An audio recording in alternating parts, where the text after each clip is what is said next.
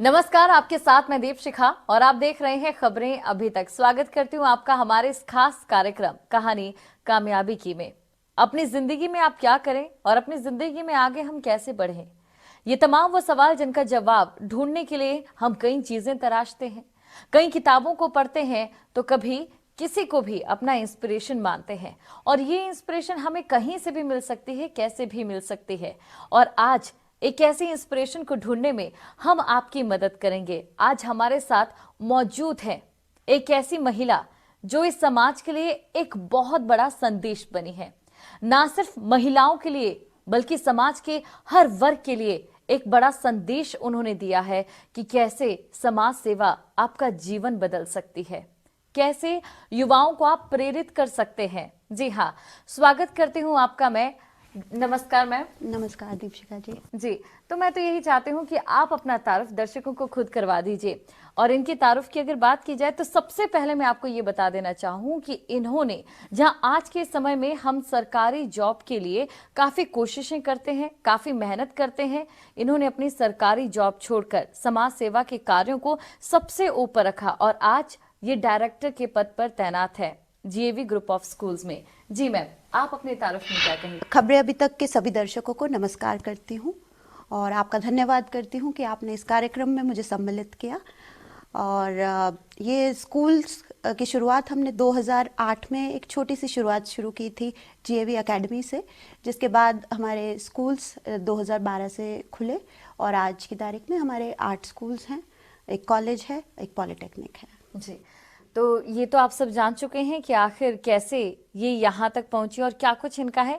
अब जरा उसके बारे में सवाल और जवाबों का हम सिलसिला शुरू करते हैं और बारीकी से समझते हैं कि किसी भी इंसान को इस बड़े पद तक पहुंचने के लिए, इस बड़े मुकाम तक पहुंचने के लिए कितनी मेहनत करनी पड़ती है। सबसे पहले मैम हम शुरुआत करते हैं आपके सफर से। आपका सफर कहाँ से शुरू हुआ? 2008 में हमने जीएवी एकेडमी से शुरुआत की थी। उससे पहले मेरी सरकारी जॉब थी, जैसा आपने अभी बताया। बट सरकारी जॉब में कहीं ना कहीं कुछ करने की इच्छा थी और कुछ और बड़ा, कुछ बच्चों के लिए, कुछ समाज के लिए करने की इच्छा थी और मन में एक बेचैनी थी। इसमें साथ दिया मेरे पति, मेरे हस्बैंड मिस्टर प्रदीप कौशिक ने, जहाँ पर समाज में या सब रिश्तेदार, जानकार, फ्रेंड्स सब यही बोल रहे थे कि सरकारी जॉब तो नहीं छोड़नी चाहिए।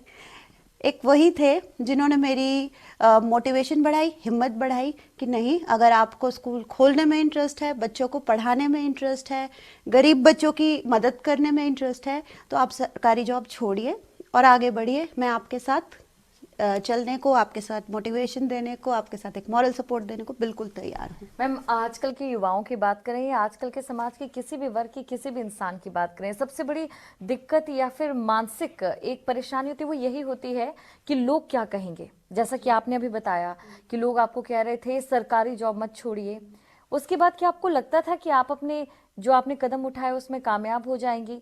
और क्या ऐसी सोच आपके दिमाग में आई जिसने आपको इतना ज्यादा एनकरेजमेंट दिया?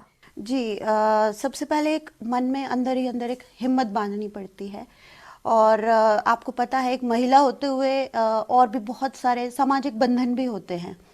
एक इनसिक्योरिटी, एक असुरक्षितता की भावना कि फाइनेंशियली आगे कैसे चला जाएगा, तो वो सारी चीज़ें तो थी। बट जैसा मैंने आपको बताया कि जो मेरे हस्बैंड हैं उनका बहुत ज़्यादा इसमें सहयोग रहा, मेरी पूरी फैमिली का बहुत सहयोग रहा, जिन्होंने कहा कि ठीक है, आप आगे बढ़िए, हम देख लेंगे, कोई भी दिक्कत आती है तो।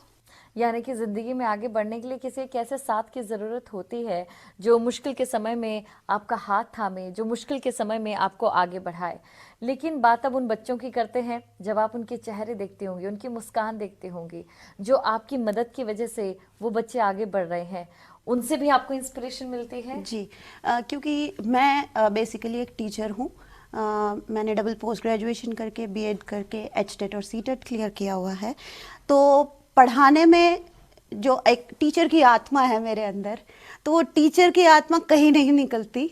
आप किसी भी पोस्ट पर आ जाएं, आपको यही रहता है जब वो क्लास का मूवमेंट, जब आप बच्चों को पढ़ा रहे होते हैं और बच्चों के चेहरे पर आप एक चमक देखते हैं, जब उन्हें वो चीज़ें समझ आ जाती हैं, वो एक फीलिंग होती है, वो एक टर्निंग पॉइंट आता है जब आपको लगता है कि हाँ, आप कुछ चेंज करने में, किसी की ज़िंदगी बदलने में सफल हो सकते हैं, आप में वो गुण है और आपको इस गुण का आगे यूटिलाइज करके इसको फर्दर और बड़े स्केल पर बढ़ाना चाहिए। तो वही as a teacher, as an educator, यही एक हौसला साथ रहता रहा कि जैसे जैसे संस्था खुलती जाएंगी और यही फीलिंग आगे बढ़ाई जाएगी प्रिंसिपल्स की ट्रेनिंग के साथ, टीचर्स की फर्दर ट्रेनिंग के साथ, और समाज में जब शिक्षा का उजियारा फैलेगा जीएवी के साथ, तो एक नया चेंज हम समाज में ला पाएंगे, सोसाइटी में ला पाएंगे, एक अपनी कंट्री में ला पाएंगे। मैम, जो आपने अभी यहाँ बात कही है कि एक समाज को चेंज की ज़रूरत है और इसमें शायद सबसे बड़ा हाथ भी शिक्षा का ही होगा। आपको लगता है कि हमारी शिक्षा में फिलहाल मौजूदा स्थिति में कुछ ऐसे बदलाव होने चाहिए जिसकी वजह से जो बच्चों की एक मानसिक विचारधारा है उसमें बदलाव किया जा सके, ताकि बच्चे इसे भी समझ सकें कि उनका खुश रहना और अभी जो फिलहाल एक समाज में हम इंसानियत कम होती दिखाई दे रहे हैं उसे जागृत रखने के लिए जो ज़रूरी हो? जी, मैं ऐसा मानती हूँ कि पाश्चात्य संस्कृति का बहुत प्रभाव पड़ रहा है हमारे बच्चों पर, और जितने भी माँ बाप से मिलती हूँ, पेरेंट्स से मिलती हूँ, उनकी भी शिकायत रहती है कि बच्चा हमारी बात नहीं मान रहा। तो we need to go back to our roots. अब जो हमारे स्कूलों का नाम है जीएवी, गीता एंग्लो वैदिक, आप यहीं से प्रेरणा लें कि इसमें जो हमारी विजन है, जो हमारे मिशन है, वो इसी चीज़ को लेकर है कि जो हमारी संस्कृति है, भारतीय संस्कृति है, जो हमारे वेदों की शिक्षा है, उसमें यही है कि हमें सबसे पहले तो अपनी संस्कृति पर गर्व करना चाहिए। तो हमारी जो आजकल एजुकेशन जो नीति है, उसमें सबसे पहला बदलाव यही ज़रूरी है कि हमें अपने संस्कृति पर गर्व करना है। बच्चे, देखिए, पेरेंट्स कहते हैं बच्चा पढ़ता नहीं है। पढ़ेगा कैसे जब उसका इंटरेस्ट ही नहीं है?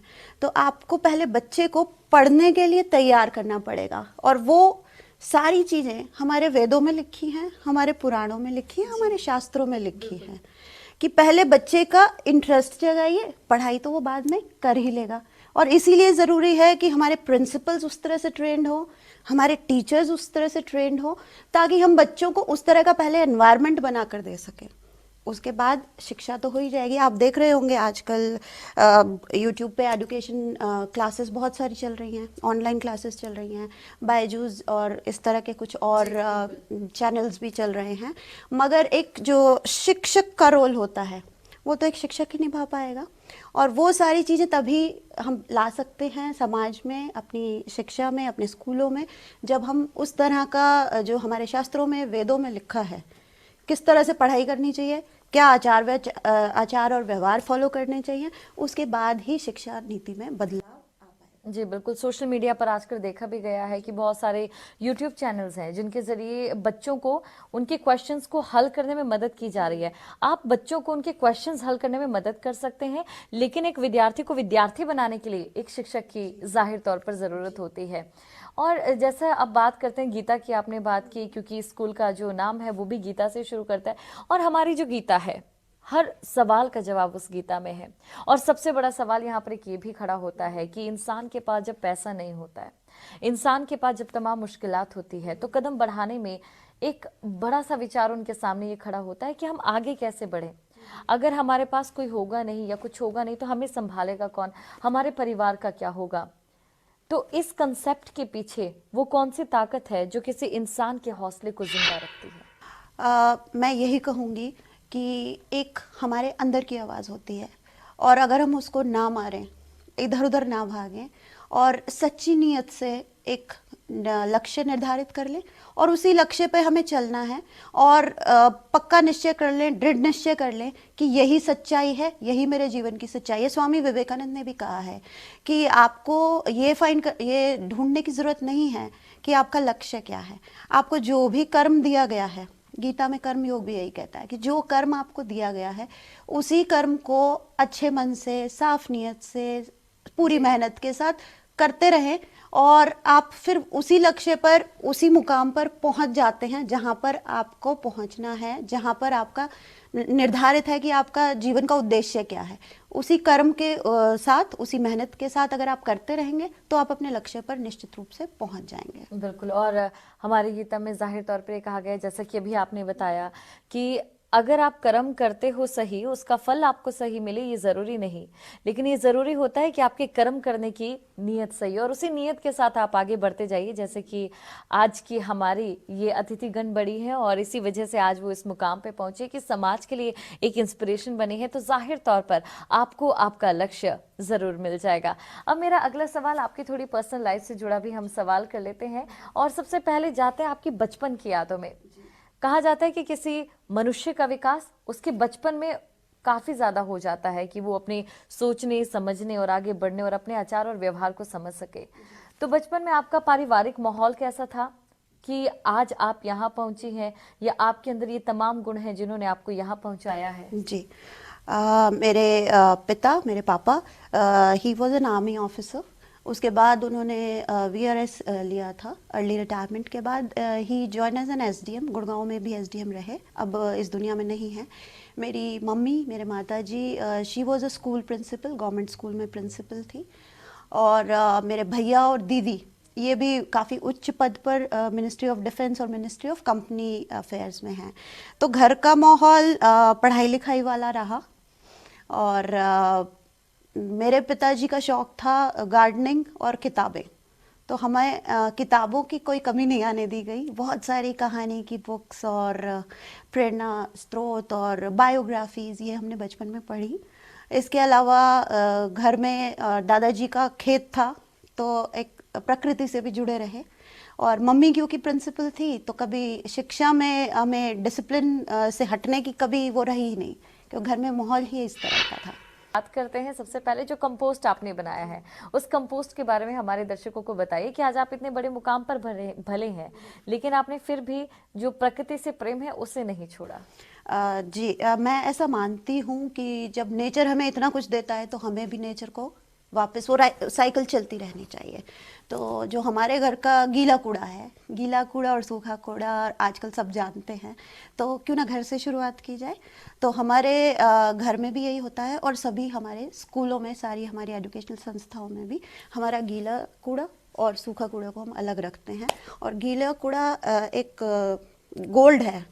गोल्ड किस तरह से है, उसका खाद बनता है बहुत अच्छा, और खाद बनने के बाद उससे आप बहुत सारी सब्जियां उगा सकते हैं घर में, ऑर्गेनिक, और गार्डनिंग कर सकते हैं। इसके पीछे दीपशिखा जी ये उद्देश्य नहीं है कि सब्जियां उगानी है और खानी है, ऑफ कोर्स ये तो एक उद्देश्य है ही, बट इसके अलावा ये कहूँगी कि बच्चों को सिखाना बहुत ज़रूरी है कि कैसे हमें प्रकृति को संरक्षित रखना है। जो आजकल बड़े बड़े शहरों में डंप की, वेस्टेज की समस्या हो गई है, वो नहीं होनी चाहिए, और इसकी शुरुआत हमें अपने आसपास से, अड़ोस पड़ोस से और घर से शुरू करनी चाहिए। तो मैंने अपने गार्डन में एक कंपोस्ट बीन रखी हुई है, जिसमें घर का सारा बायो जो वेस्ट है वो उसमें जाता है और खाद बनती है, और खाद बनकर वापस गार्डन में जाती है, और गार्डन फिर हमें कुछ लौटाता है। ये साइकिल चलता रहता है। और अब जान लेते हैं कि अगर आपकी हॉबीज के बारे में बात की जाए तो आपकी हॉबीज क्या क्या हैं? जी, सबसे पहले तो गार्डनिंग ही मेरी हॉबी है, उसके बाद किताबें पढ़ना। मेरे ख्याल से ये 2 हॉबीज़ हैं जो मेरा टाइम अच्छे से, जब खाली समय होता है, जिसे मैं अच्छे से यूटिलाइज कर सकती हूँ। देखिए, कुछ लोग तो ऐसे होते हैं, क्योंकि आप एक शिक्षिका भी हैं, तो बेहतर तरीके से इसे समझ भी सकती हैं और शायद दर्शकों को समझा भी सकती हैं कि कुछ लोग ऐसे होते हैं जिनकी हॉबी होती है किताबें पढ़ना। ये तो हम सब जानते हैं कि किताबें हमारी सफलता की कुंजी है, लेकिन कुछ लोग ऐसे होते हैं जो चाहे अपने बारे में कह लीजिए या उनके बच्चों के बारे में कह लीजिए, वो चाहकर भी उन्हें उनकी किताबों से प्रेम नहीं करवा पाते हैं। यानी कि बच्चों को पढ़ाना भी और एक बच्चों को अच्छी शिक्षा की ओर ले जाना भी आज के समाज में एक बहुत बड़ी चुनौती है। क्या आप इसे मानते हैं? जी, हम अपने जीएवी में जितने भी पेरेंट्स हैं उनको भी सबसे पहले यही बताते हैं कि जितना समय बच्चा स्कूल में व्यतीत कर रहा है, उससे ज़्यादा कहीं समय वो घर में व्यतीत कर रहा है। और अगर बचपन से ही हम एक रीडिंग की जो हॉबी है वो उनमें इनकलकेट कर दें, बहुत सारे बच्चों को रीडिंग मटेरियल ला दें घर में भी, ऑफ कोर्स स्कूल में लाइब्रेरीज हैं ही। तो बच्चा एक तो रीडिंग सीखता है, जब तक उसे अपनी भाषा पर कंट्रोल ना हो जाए फिर वो साइंस और मैथ्स तो तभी पढ़ पाएगा। तो सबसे पहले उसे अपनी भाषा पे एक मास्टरी हासिल करनी है। तो पेरेंट्स को भी यही कहते हैं कि एक क्वालिटी टाइम देने के लिए बच्चे को सबसे पहले तो आप रीडिंग शुरू कीजिए। आप बच्चे को पहले रीड करके सुनाइए, बाद में बच्चा भी आपको रीड करके सुनाएगा, और इस तरह से जब रीडिंग स्किल्स उसकी डेवलप हो जाएंगी फिर उसका ज्ञान अर्जन करने में कोई उसकी सीमा ही नहीं रहेगी, क्योंकि फिर वो खुद ढूंढेगा। आजकल तो हमारे पास गूगल है और तमाम इंटरनेट पे वेबसाइट्स हैं जहाँ पर सारी इन्फॉर्मेशन मिल सकती है। बट सबसे पहले लैंग्वेज में मास्टरी हासिल करनी ज़रूरी है, और वो शुरुआत होती है घर से और हमारे स्कूलों से। यानी कि आप भी इसे एक चुनौती मानती हैं और ये मानती हैं कि अभिभावकों का अपने बच्चों के भविष्य को बनाने में एक बहुत अहम किरदार रहता है। लेकिन क्या आपको लगता है कि आजकल अभिभावक जो हैं अपनी जिंदगी में इतने मसरूफ हैं कि वो इस किरदार को बेहतर तरीके से निभा पाए? जी देखिए, आजकल आजीविका का अर्जन करने के लिए हमें पता ही है कि माँ भी घर से बाहर निकल रही है जॉब के लिए, और पिता तो जा ही रहे थे पहले से। तो एक टाइम का अभाव तो है, बट फिर भी मैं ऐसा मानती हूँ कि ऐसा कुछ भी नहीं। अगर आपने मन में सोच लिया है कि हाँ बच्चे हमने पैदा करिए हैं, अब पालने हैं, उनको अच्छी शिक्षा देनी है, तो हम एक रात के सोने से पहले बच्चे को 15 से 20 मिनट भी अगर हम दे दें तो वो एक क्वालिटी टाइम कहलाता है। और उस क्वालिटी टाइम का उसके पूरी लाइफ पे एक बहुत बड़ी छाप पड़ने वाली है। तो वो 10, 15, 20 मिनट जो आप बच्चे को रीडिंग करके सुना रहे हैं या बच्चे से कुछ बात कर रहे हैं, उसके दिनचर्या पूछ रहे हैं, वो उसकी लाइफ पे एक बहुत बड़ा प्रभाव डालने वाला है। और इस टाइम की ये 20, 25, 30 मिनट आपके बच्चे के जीवन में सबसे महत्वपूर्ण और सबसे ज़्यादा यादगार रहने वाले हैं, क्योंकि यही है जब आप उसको बहुत कुछ सिखा दे रहे हैं और आपको पता भी नहीं लग पा रहा, बच्चे को भी नहीं पता लग पा रहा, बट बहुत कुछ आदान प्रदान विचारों का चल रहा है जो उसके आने वाले जीवन के लिए बहुत महत्वपूर्ण है। कभी कभी ऐसा होता है जो हमारे अभिभावक होते हैं और जो उनके बच्चे होते हैं उनके बीच का कोऑर्डिनेशन इतना सटीक नहीं बैठ पाता। अभिभावक ये सोचते हैं अच्छे मार्क्स लाना ही बच्चों की कामयाबी है, और बच्चे सिर्फ ये सोचते हैं कि जो किताबी ज्ञान है, जो उनके सिलेबस का ज्ञान है, सिर्फ उसे ही अर्जित करना उनकी जिंदगी का सबसे बड़ा लक्ष्य है। क्या ये एक भ्रम है जिसे समाज से उभरने की जरूरत है? ये एक बहुत बड़ा भ्रम है। जैसा कि हम शुरुआत में चर्चा कर रहे थे कि हमें अपनी संस्कृति को नहीं भूलना है। जो भारतीय संस्कृति है वो बहुत रिच है और उसमें सभी कुछ है कि किस तरह से हम अगर अपनी भारतीय संस्कृति पर चलें, जैसा कि हमारा स्कूल का नाम भी है GAV, गीता एंग्लो वैदिक, मतलब जो बाहर की अच्छी संस्कृति है ऑफ कोर्स उसको अपनाना है, बट हमारे जो वेद हैं वैदिक उनको नहीं भुलाना है। तो जो जैसे कि आपने सुना भी है वसुधैव कुटुंबकम, मतलब पूरी दुनिया ही एक पूरा बड़ी फैमिली है।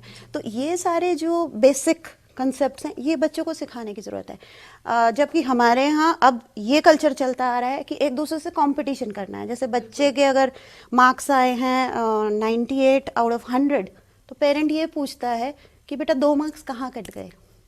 तो वो एक गलत बात है। ये बताना चाहिए उसको, बेटा very good, you have brought 98 marks. Plus ये नहीं सोचना चाहिए कि अच्छा क्लास में फिर फर्स्ट कौन आया। तो आप बचपन से ही वहाँ पर बच्चे में एक कंपटीशन की फीलिंग जनरेट कर रहे हैं कि जो फर्स्ट आया वो अच्छा है, बाकी नहीं है। तो ये सारी चीज़ें हमें नहीं सोचनी चाहिए एज अ पेरेंट भी, एज अ टीचर भी। मतलब सिर्फ मार्क्स ही महत्वपूर्ण एक क्राइटेरिया नहीं है जिससे हम बच्चों का एक जज कर रहे हैं कि ये बच्चा अच्छा है, ये बच्चा नहीं है। इस तरह से नहीं सोचना चाहिए। पहले अपनी संस्कृति भी फॉलो करें। बच्चों में एक वसुधैव कुटुंबकम वाला एक विचार जो है उसको पनप पाना चाहिए ताकि समाज भी खुश रह सके। पहले तो फैमिली के तौर पे फैमिली खुश रह सके, उसके बाद पूरा समाज खुश रह सके, तभी देश खुश रह सकता है, तभी हम आगे तरक्की की दिशा में बढ़ सकते हैं। जी, एक पेशेवर औरत होने के सिवा आप एक बिजनेस वुमेन भी हैं, और जिस तरीके से आपने कंपटीशन की बात की, ये कंपटीशन कई मायनों में तो सही है। जैसे कि अभी हम देख रहे हैं कि निजीकरण की तरफ सरकार का थोड़ा सा जोर है, और हम ये जानते भी हैं कि ये निजीकरण हो सकता है हमारे लिए कई ऑप्शंस और लेकर आए और जो क्वालिटी हमें मिल पा रही है उसमें सुधार हो। लेकिन ये कंपटीशन अगर बात रिश्तों की जाए, अगर बात अध्यापक और साथी जो विद्यार्थी है उनके बीच की जाए, या विद्यार्थियों के आपस में की जाए, युवाओं की जाए, तो ये कंपटीशन कितना खतरनाक भी साबित हो सकता है। जी, इसी इसी और मैं बातचीत का रुख ले जाना चाह रही जी। थी कि आपस में प्रतिस्पर्धा, जी। कंपटीशन, ये कोई एक हेल्दी चीज़ नहीं है जो हम सीख रहे हैं। मेरे ख्याल से जब हम सब एक साथ मिलकर चलते हैं तभी एक लक्ष्य को खूबसूरती से निभा सकते हैं या खूबसूरती से पा सकते हैं। तो आपस में जो कंपटीशन है, ऑफ कोर्स निजीकरण है, बट निजीकरण भी ये तो नहीं कहता कि हमें आपस में एक दूसरे को काट कर या एक दूसरे की टांग खींच कर आगे बढ़ना है। मेरे ख्याल से एज ए टीम सबको आगे बढ़ना है। किसी में कुछ खासियत है, किसी में कुछ खासियत है, तो एक अच्छा लीडर होने की भी यही पहचान है कि जिसमें जो खासियत है उसको आगे बढ़ाकर, उसको आगे पॉलिश करके, उस खूबी का हम उस खूबी को लक्ष्य की तरफ कैसे ले जा सके, जो हमारा मोटिव है, जो लक्ष्य हमें पाना है, उस तरफ कैसे ले जा सके। आप हरियाणा से हैं, एक महिला है, और बात अगर खास तौर से हरियाणा की महिलाओं की जाए तो मानसिकता कैसी है और अपराध कितने हैं, ये सब आप जानती हैं। बावजूद उसके आप अपने घर को भी संभालती हैं और एक पारिवारिक जीवन को भी आगे बढ़ा रही हैं, वहीं दूसरी तरफ एक बिजनेस वुमेन होने के नाते अपने कर्तव्यों का भी पालन कर रही हैं। इस बीच सामंजस्य बिठाना कितना ज्यादा मुश्किल है आपके लिए?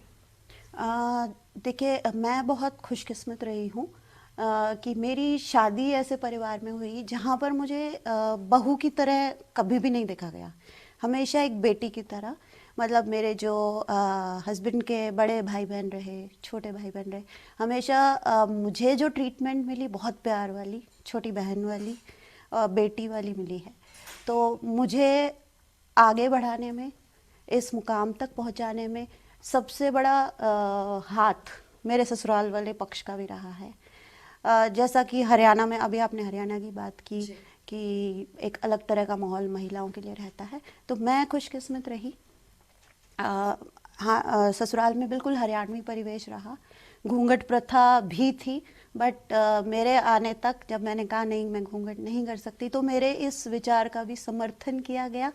मुझे घूंघट के लिए कभी बाधित नहीं किया गया, प्रेशराइज नहीं किया गया कि आपको घूंघट करना है या सर ढकना है, और हमेशा आगे बढ़ने की प्रेरणा दी। तो ये सब रहा। मेरी जो सासू माँ थी, उन्होंने एक हमेशा एक बेटी वाला प्यार दिया, हर चीज़ें सिखाई, तो वो सारी चीज़ें मेरे साथ एक खुशकिस्मत बहू रही हूँ मैं।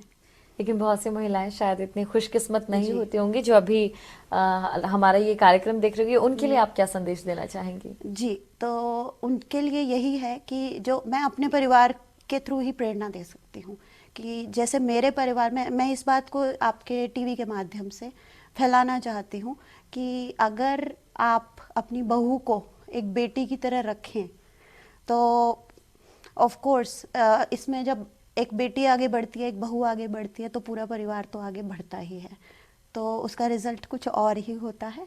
और मैं अपने परिवार के थ्रू ही ये प्रेरणा दे सकती हूँ कि किस तरह से आपको अपनी बेटियों को और बहुओं को आगे बढ़ाना चाहिए, ताकि समाज के लिए भी वो आगे एक हेल्पफुल रहें, कारगर रहें, और अपने परिवार के लिए भी। तो ये संदेश तो उन महिलाओं के लिए था जो शायद अपनी मुश्किलात में फंसी हो, लेकिन जो दर्शक इस समय देख रहे हैं उन्हें आगे बढ़ने के लिए एक छोटा सा संदेश आपकी ओर से। जी, मैं आपके टीवी के माध्यम से यही संदेश देना चाहूँगी, जैसा कि गीता में लिखा है, जैसा कि स्वामी विवेकानंद ने कहा है, और इससे पहले भी मैं मेंशन कर चुकी हूँ कि कर्म ही प्रधान है। अपने जो कर्म आपको भगवान से मिले हैं, जो आपको एक मोड़ पर लाकर भगवान ने खड़ा कर दिया है या समाज ने लाकर खड़ा कर दिया है, उस पे सच्ची लगन के साथ, अच्छी नीयत के साथ कि आपको कुछ देकर जाना है समाज को, करते रहिए, प्रयासरत रहिए, और जल्द ही आपका मुकाम, आपका लक्ष्य आप तक पहुंच जाता है। बहुत बहुत शुक्रिया हमारे साथ जुड़ने के लिए।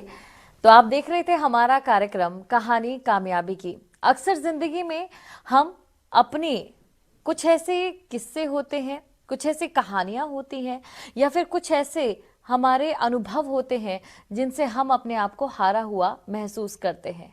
और इसी बीच एक पल ऐसा आता है जो हमारे अंदर उत्साह भर देता है, एक पल ऐसा आता है जो हमारे अंदर जोश भर देता है या फिर आगे बढ़ने की प्रेरणा हमें देता है।